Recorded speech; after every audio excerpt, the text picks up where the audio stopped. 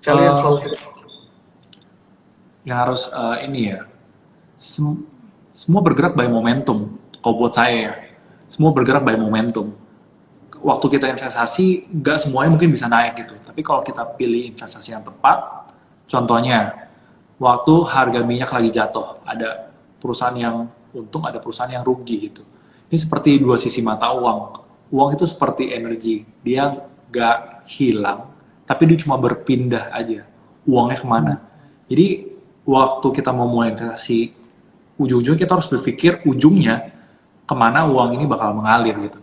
Kalau misalkan harga komoditas lagi tinggi, artinya perusahaan-perusahaan yang memproduksi segala macam komoditas, metal, coal, setelah itu gold dan minyak, pasti profitnya bakal tinggi gitu. Ini pasti bakal diserbu sama orang-orang gitu. Waktu itu saya lihat PTBA, terus Adaro, Indi itu masih lagi murah-murahnya gitu. Waktu harga batu bara di 200 pun udah bullish banget sebetulnya sama perusahaan-perusahaan komoditi. Sebenarnya sesimpel itu kita melihat market, kemana uang ini akan mengalir. Dan nothing lasts forever. Kita boleh suka sama saham, kita boleh suka sama investasi, tapi kita nggak boleh jatuh cinta sama satu saham doang.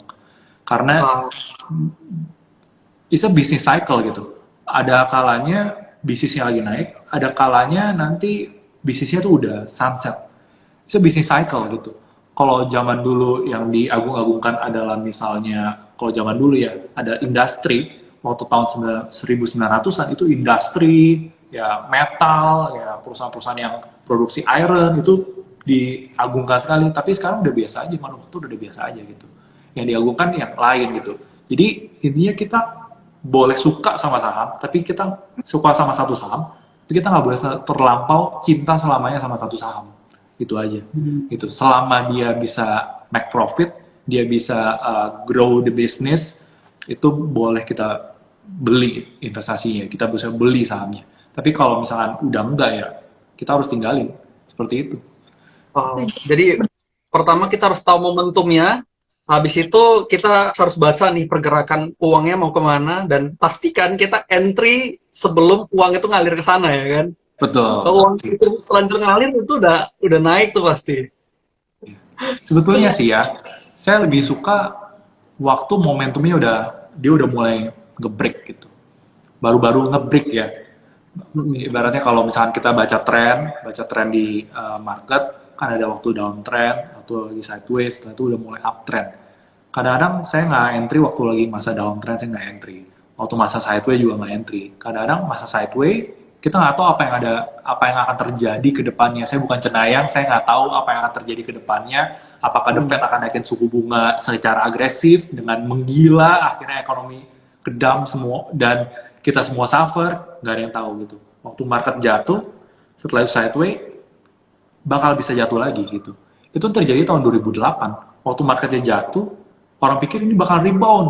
Ternyata mereka beli lagi. Waktu mereka pikir udah murah, mereka bakal beli lagi. Ternyata it's a good buy gitu. Bye-bye semuanya gitu. Bye-bye. Ya, it's, a, Berdasarkan pengalaman it's not a Kowi, good buy, it's bye-bye kan. Iya, Iya. semuanya. Iya gitu. Iya, jadi oke, kita nggak beli waktu lagi marketnya lagi downtrend atau lagi sideways gitu. Tapi oke, kita tahu harga sahamnya ini murah, kita tunggu sampai momentumnya. Oke, the favor untuk industri ini udah udah momentumnya gitu ya. Kita baru ikutan, baru entry seperti itu. betul banget. Nah, berdasarkan pengalaman Ko William nih kan udah mulai dari tahun 2015 ya.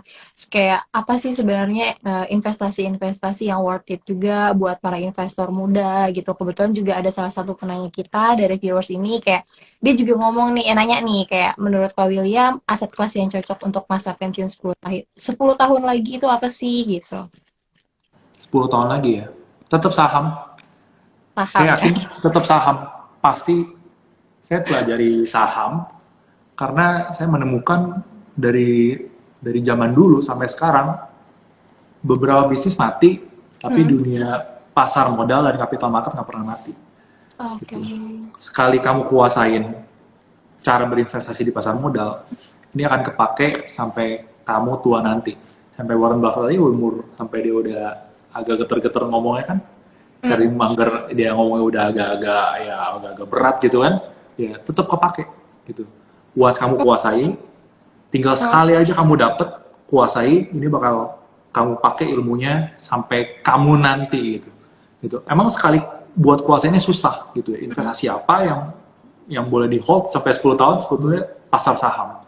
Saya yakin pasar saham bakalan tetap naik terus seiring dengan bertambahnya penduduk kita. Setelah itu kita semua kan nggak mau susah ya. Kita semua pasti cari cara gimana hidup kita akan jadi lebih baik. Ya sebetulnya kalau kita mau simpel-simpel aja, kita tinggal beli ETF yang indexing ke pasar saham, ke ISG. Sebetulnya simpel itu aja gitu. Ya kalau kita mau yang lebih nggak agresif, kita lebih konservatif, ya kita bisa ke pasar obligasi, ya itu udah pasti buat 10 tahun juga bagus gitu. Kalau kita mau yang aman, ya indeks pasar saham, udah itu paling aman gitu. Oh, oke. yes. Berarti ini sebenarnya kalau pasar obligasi sekarang juga lagi oke ya, lagi bagus ya. Iya, lagi koreksi ya. Pasar obligasi Ya, lagi koreksi, lagi murah karena kan kenaikan suku bunga nanti diperkirakan bakalan agresif karena the Fed-nya bakalan agresif juga. Kalau kita lihat inflasi di US kan udah 8%. Setelah itu di UK juga udah sekitar 9%, di India juga gila inflasinya. Ya karena itu uh, kayaknya bakalan dinaikkan secara agresif. Tapi kalau teman-teman lihat GDP US di kuartal pertama udah minus 1,5%. Kalau di kuartal kedua minus lagi artinya masuk resesi. Apakah The Fed bakal mengorbankan ekonominya dan dihancurkan dulu lantak? Kalau sampai itu terjadi, mungkin bakal terjadi hard landing di ekonomi dan itu bakalan impactnya mungkin kalau yang jualan pisang goreng, gorengan sih mungkin nggak berasa ya. Cuma kalau yang di dunia profesional mungkin masih bakalan berasa. Di dunia keuangan bakalan berasa. Kalau itu berkepanjangan, berlarut-larut, ya tukang tukang pisang goreng juga bakalan berasa. Gitu. Ya kita harap sih The Fed ambil keputusan yang tepat ya di masa yang sebetulnya emang nggak mudah, di masa yang sulit sekarang. Karena inflasinya tinggi, tapi kita menghadapi pertumbuhan ekonomi yang juga masih cukup berat karena harga yang tinggi seperti itu. Karena supply-nya lagi ke crunch, supaya ke squeeze akibat COVID kemarin. Orang kan lagi COVID kan orang berhenti bekerja dan ya mengurangi produksi juga buat perusahaan-perusahaan mengurangi produksi dan akhirnya supply-nya ke squeeze. Waktu orang udah mulai beraktivitas lagi, demand-nya naik ya is a pent up demand gitu. Karena itu ya kita mesti cerdik-cerdik dalam lihat market ya sekarang ini ya. Ini di masa di persimpangan jalan gitu. Marketnya lagi di persimpangan jalan. Kalau sampai salah momentumnya ya kita kalau di saham kita harus rela buat cut loss. Kita harus rela mengakui kesalahan kita. Gitu. Kadang kesalahannya bukan dari kita yang entry saham, entry market. Kadang kesalahannya bisa dari faktor eksternal. Emang cuacanya nggak mendukung gitu. Tapi di market apapun, saya sukanya di pasar modal, di pasar saham, di market apapun, di cuaca apapun, tetap ada saham yang hebat yang bakal naik. Saya tetap percaya itu. Karena ya misalkan harga komoditas lagi naik, ya perusahaan-perusahaan yang produsen komoditi bakalan diuntungkan, udah itu aja. Gitu. yes, betul banget. Berarti emang kita sekarang lagi di momentum di mana tanda tanya besar ya. Semuanya wait and see ya, sepertinya seperti itu ya. Terus nih ada pertanyaan lagi nih dari viewers. Mungkin ini bisa menjadi pertanyaan terakhir ya buat viewers. Ini tips supaya psikologi itu tetap waras sama saham pada saat marketnya tuh lagi merah ya. Itu gimana tuh kok? How do you handle it? Iya, memang waktu market lagi merah, saya juga sempat ngerasain, pasti kita semua kalau ngerasain minus itu berat. Pasti berat kalau kita lihat market. Jadi kalau kita tahu perusahaan yang kita beli ada dasar yang kuat gitu ya. Contohnya deh, kayak hari Hamin satu sebelum Lebaran, Bank Mandiri kan keluarin laporan keuangan. Dan resultnya gila banget kan. Naiknya kenceng banget tuh laporan keuangannya, resultnya, net income-nya naiknya tinggi banget. Setelah itu abis Lebaran, kita lihat Bank Mandiri ARB gitu. Jadi balik lagi ke harganya gitu. Dan anything can happen in market gitu. Segala hal bisa terjadi di pasar. Kadang bukan kita yang salah, emang marketnya lagi nggak baik aja. Tapi selama kita beli perusahaan-perusahaan yang baik, uh, perusahaan harga saham itu bakalan menuju nilai value yang sebenarnya dari perusahaan itu sendiri gitu, dari valuasi perusahaan itu sendiri gitu. Jadi kita nggak perlu takut waktu market lagi merah. Kita kalau market lagi merah, saran saya kalau kamu punya posisi dan posisinya bagus, udah tutup aja laptopnya. Portofolio jangan pernah buka gitu. Portofolio jangan pernah buka asal kamu yakin kalau saham yang kamu beli, perusahaan yang kamu beli adalah perusahaan yang bagus gitu. Sejujurnya sebelum Lebaran itu saya udah kumpulin perusahaan saham Goto juga, Gojek dan Tokopedia gitu. Dan abis Lebaran kan dibantai. Tapi saya cukup yakin sama Gojek Tokopedia itu karena ya ada beberapa pertimbangan sih yang kenapa saya bisa beli Gojek dan Tokopedia. Mungkin kalau saya jelasin agak panjang gitu ya. Nanti waktunya udah cukup habis.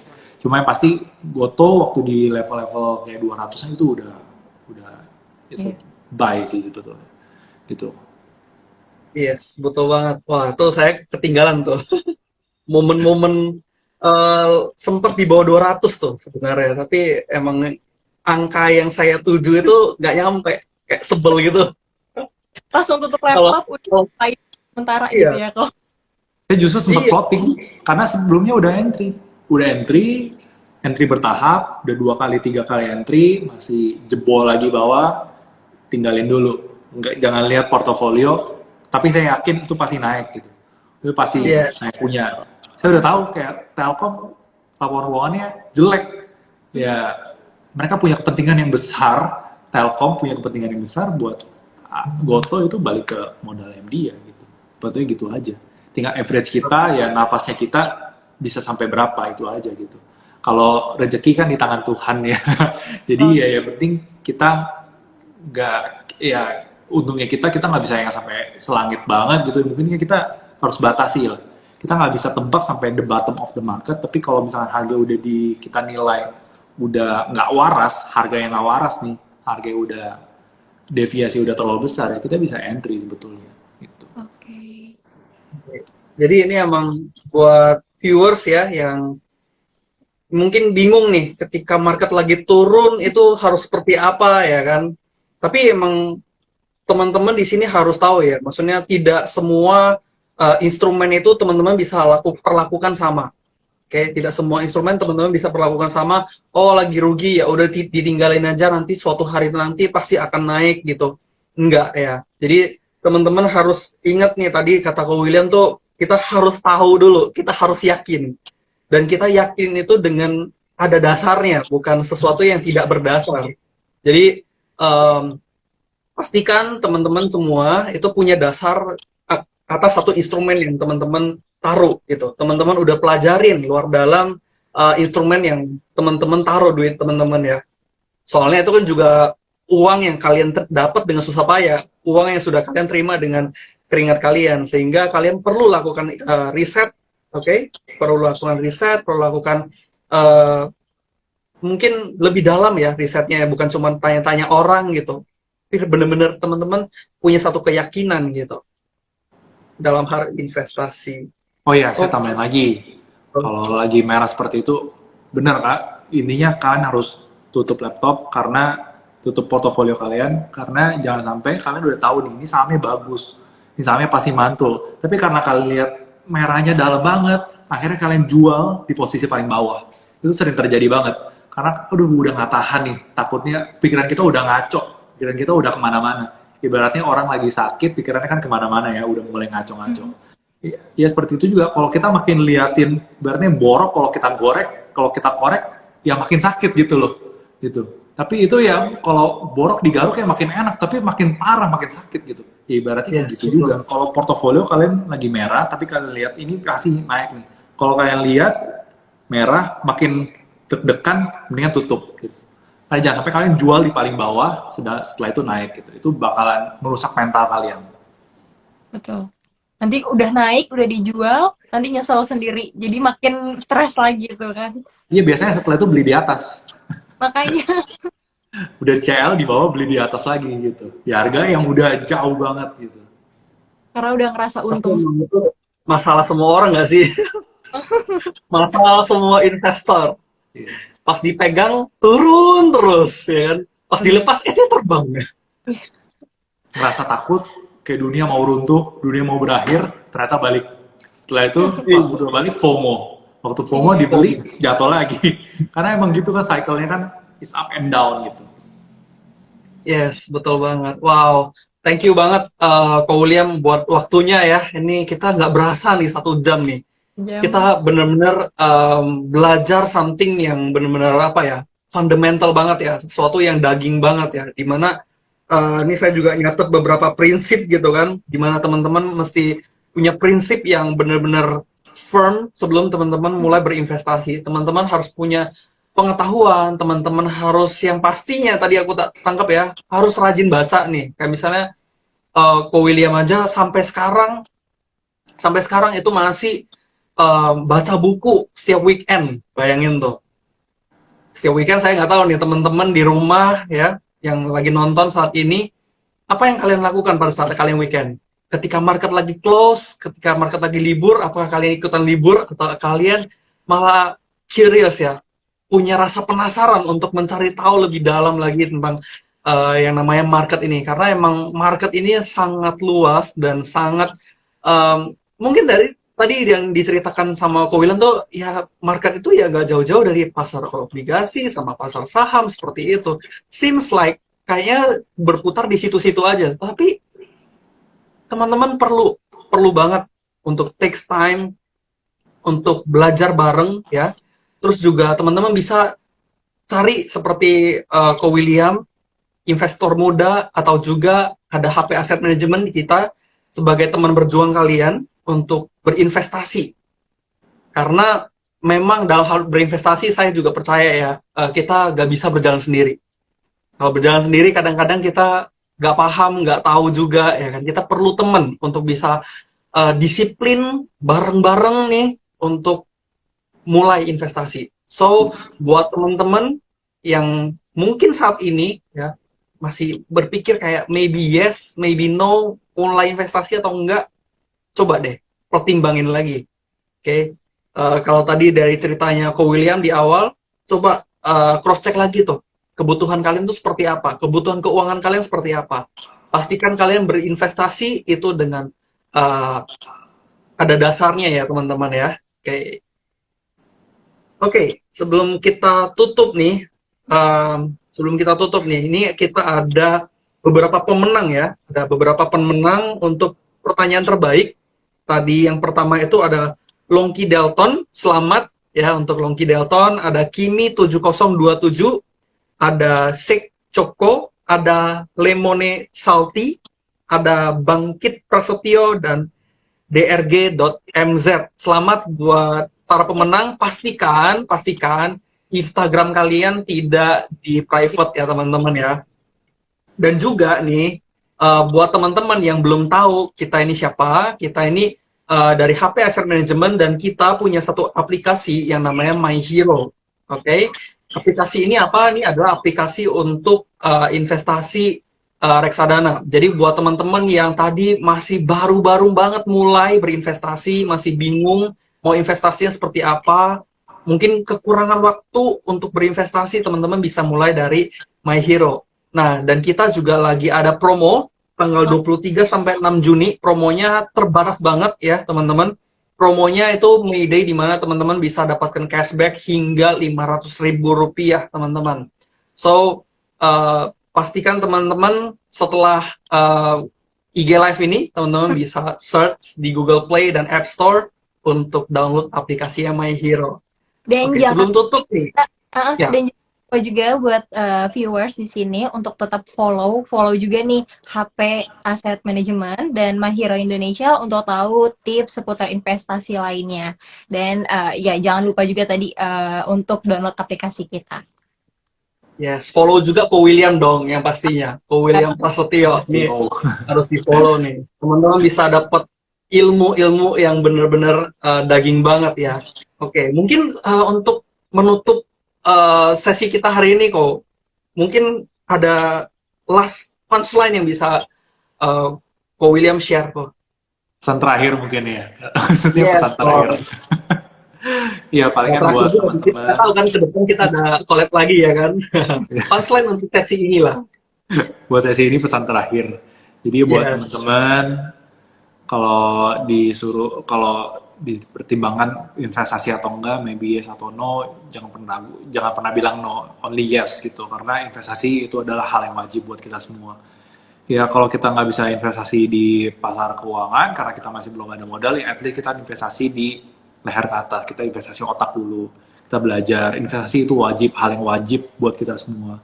Adanya kita kita menginvestasikan diri kita buat di masa yang akan datang. Kalau uang ya kita menginvestasikan uang kita untuk berbuah di masa yang akan datang. Investasi adalah hal yang wajib itu. Dan kalau kita udah mulai investasi, selalu ingat kalau ya kalau kita bisa cuan itu berkah Tuhan gitu ya. Dan kalau kita rugi itu adalah pembelajaran buat kita. Kita semua pasti berhasil. Saya yakin kita semua pasti berhasil.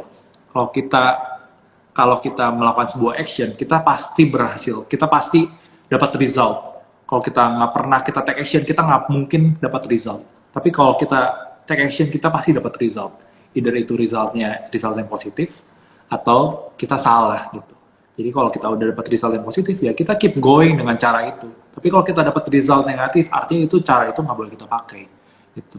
Contohnya hal yang bikin kita FOMO, kita ketakutan dunia akan berakhir dan saham kita bakal kembali ke gocap gitu atau dan lain sebagainya gitu.